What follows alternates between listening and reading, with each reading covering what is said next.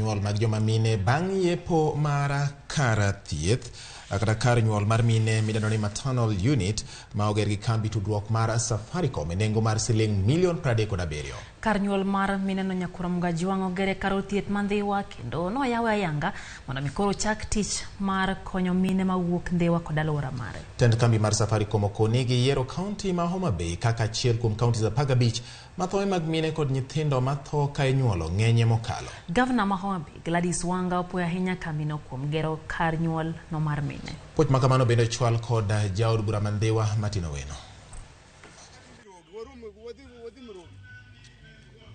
We know that our mothers are going to now be able to deliver with dignity and in the dignity that they deserve.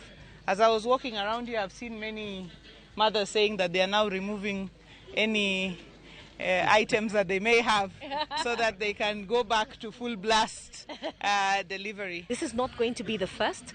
We are identifying all the different counties or the different areas with high mortality rate, and we are going to be doing that for all those different counties. We've already started this agenda in places like Samburu, in Turkana, and in places where we know that this challenge exists.